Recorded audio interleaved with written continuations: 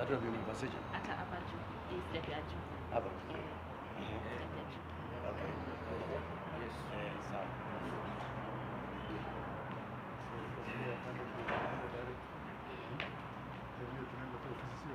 Oh, tunaenda kwa ofisi.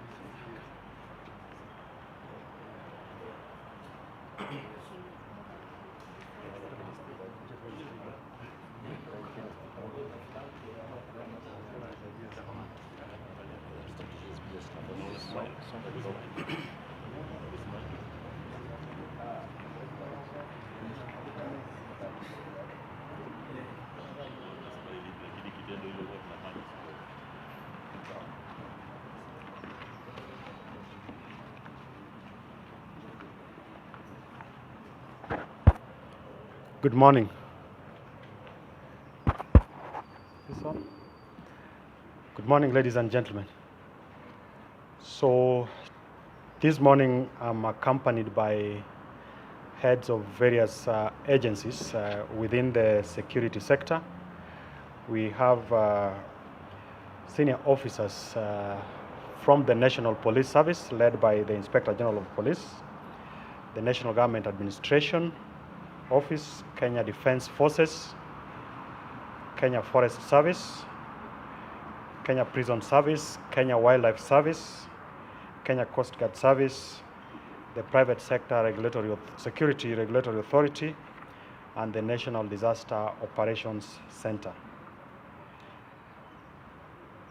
This Christmas and New Year festive season is here with us. And as a multi-agency team, we have been meeting to look into ways of making sure that as Kenyans go about this festive season, they are secure. And this is something that we have done over the years just to give the assurance to the public that as the actors within the security sector, we have put everything in place to keep them safe. We do recognize that this season is a time that is marked by increased travel, celebrations in places of worship, social gatherings, in shopping malls and recreational spaces, outdoor entertainment events, and heightened local and international tourism activities. The current security situation across the country remains calm. However, we have witnessed isolated cases of marginal rise in crime rates and illegal activities during some of the festive seasons that we've had in the past. Our analysis highlights the following trends which require vigilance from the public. One are petty offenses, which includes pickpocketing and muggings in crowded areas, such as in malls, markets, public transport terminal, becoming easy points for criminal targeting valuables such as jewelry, mobile phones, and handbags. Two are burglaries that happen at homes, where unattended homes present opportunities for burglars, and we have also witnessed a surge in car breaks in villages where families have traveled up country. Number three are traffic violations. These include drunk driving, overloading and speeding of public transport vehicles, which escalate road fatalities. Unscrupulous owners also tend to deploy unlicensed public service vehicles to meet the high travel demand. As you know, the number of people who will be traveling is unusually high during this period. Now, road traffic accidents remain a leading cause of injuries and fatalities in our country, yet most of these accidents are caused by preventable human factors due to non-compliance with the traffic rules and regulations. Number four is counterfeit goods and cybercrime, which is also rampant with the shopping rush, which sees a rise in counterfeit electronics, toys, and online fraud, targeting and suspecting buyers with fake promotions. Then we also have criminals who leverage on this holiday period to do drug distribution and also exploit vulnerable children in urban centers for purposes of either having them beg or involve them in illegal activities, especially gender-based violence. Then there are also noise violations and unauthorized gatherings, which similarly tend to pose public nuisance with potential for escalation into violence. Within the northeastern region and the Boni Enclave, which remain under close security surveillance because of terrorism, which continues to pose an ongoing threat to the country. Then we also have disaster response teams who are on high alert following several forecasts. In the last few days, going to a week and a half or so, we've experienced increased rainfall across the country, which has led to displacement and destruction of property over the period. As a multi-agency team, we have put a number of security measures in place to ensure that the safety and security of all citizens and visitors during this festive period is activated. Now, these measures include enhanced security coverage at the entry and exit points, including our airports and border crossings, hotels, shopping malls, public beaches, and tourist sites. The critical infrastructure installations and central business districts in major urban centers, as well as in our places of worship and entertainment venues. We have also heightened traffic control to address reckless driving, overloaded vehicles, and unlicensed public service vehicles that I've highlighted before. And we have also deployed additional traffic officers to be on the roads so that then we also ensure free traffic flow. In terms of operational coordination, we are activating the National Multi-Agency Command Center at the Langata Barracks to be supported by the regional multi-agency command centers as well as the county multi-agency command centers, which will comprise officers from all the services that I've mentioned, notably the Kenya Defence Forces, the National Police Service, the Kenya Prison Service, the Kenya Wildlife Service, the Kenya Forestry Service, the Kenya Coast Guard Service, the National Government Administration officers, together with the Private Security Regulatory Authority. A total of 10,317 officers have been deployed for this exercise. Furthermore, we are issuing the following measures. One is that all the regional and county security and intelligence committees to immediately operationalize the multi-agency command centers with dedicated personnel from all the security agencies as highlighted. Number two is that all the multi-agency command centers to be manned on a 24-hour basis, and this means that all the officers that have been deployed, the 10,000 plus, are directed to resume duty with immediate effect. Number three is that the National Police Service, working together with the county security and intelligence committees, to develop this festive season operation orders for purposes of coordinating the security operations within all the 47 counties. Number four is that the National Police Service, in conjunction with the National Transport and Safety Authority, to enforce compliance of traffic rules by all private motorists and commercial passenger vehicles. Number five is that all border control agencies to secure security at all exit and entry points, ensuring smooth movement of passengers within the Border Control Operations and Coordination Committee monitoring framework. Number six is that all our regional and county security committees in liaison with the Kenya Wildlife Service to put in place measures to ensure that all the locals and international tourists visiting our facilities within the game reserves and the game parks and the national parks, as well as the coastal sea resorts, are safe.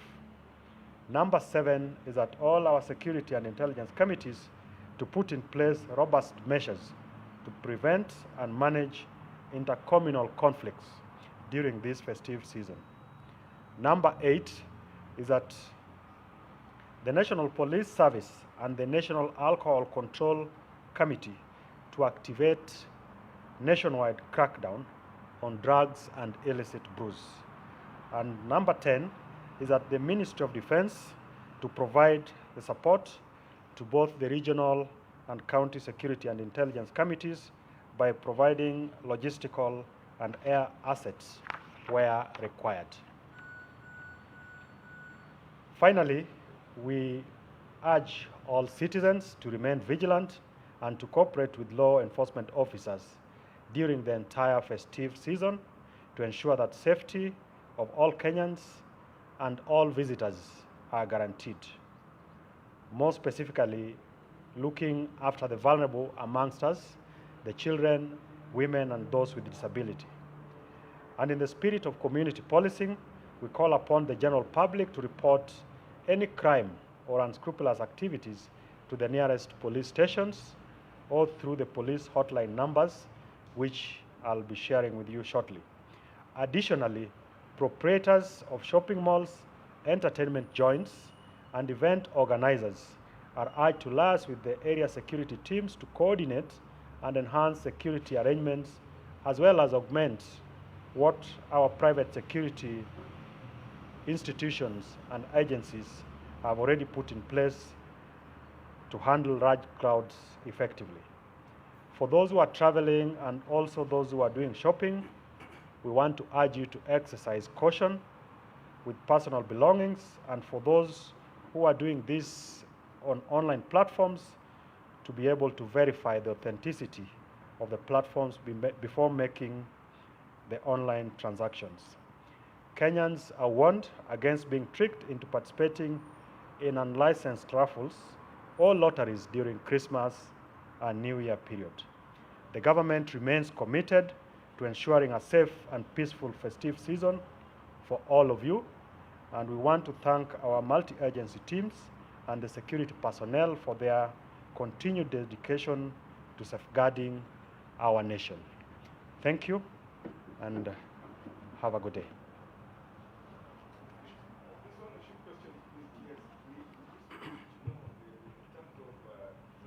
Maybe a microphone there. Thank you. My name is Kenna from People Area. Just wanted to know in terms of the traffic accidents, if you have the facilities. And then in that lineup, I don't see medical services in terms of St. John's, the rescue services and all that. Thank you.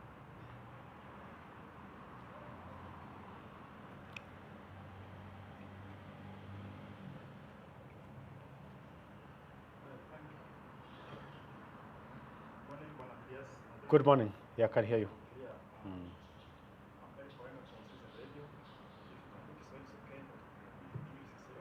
It's fine. Maybe Kenyans are really concerned or they are worried about the statement given because that this is the kind of new national measure in place this year involving military. Maybe is there any reason for alarm because we understand how the military involved in such measure going forward. The second question, we understand Kenyan police officers are in Haiti. We are told that it was a UN backed issue, but recently we heard from the government that 2 billion was pumped there. And recently again, the president said we are still sending officers there. From where you are sitting, what is the rationale of refunding back this money because the CESCO, especially by saying that money will go back there. Thank you. Maybe just to respond to those questions. Number one is that this is a multi-agency team, and the team you see behind me here is just a representation of all the agencies that are involved in this exercise that we'll be undertaking over the festive season. So it takes care of everybody that you'd have in mind, including our colleagues from the Ministry of Health. Those will be able to offer the emergency response should there be a need. And when you talk about emergency response, we are looking at everything across the board, whether it's as a result of road traffic accidents, whether it's as a result of the effects or the impact of the ongoing short trains that we've already seen has affected a number of Kenyans across the country. On to the second question with regards to the involvement of Kenya Defence Forces. You will have noticed that part of why we are including them as part of this multi-agency team is to be able to utilize some of the assets that they have to support the operations of all the other security actors, whether it's in terms of air assets, should there be a need for us to do so. We are basically just trying to get ready for any eventuality. We don't want to get to a point where we haven't planned and we find ourselves in need of the support from our brothers and sisters from the Kenya Defence Forces. On the question around Haiti, I think what needs to be clear is that the Kenyan team is part of the United Nations multi-support team to Haiti, and its terms of engagement within that process is well defined. Who is paying for that support is the United Nations. Of course, as part of preparations and deployment, there is the contribution that the Kenyan government has to make as part of the UN family. So it's not something to be concerned about in terms of the numbers. And also, the intention was to deploy up to 1,000 police officers to Haiti. As we speak, we are not yet there. So when we talk about additional officers being deployed, it's based on what was requested of the country from the United Nations, and that is what we are responding to. I think we stop there. Thank you.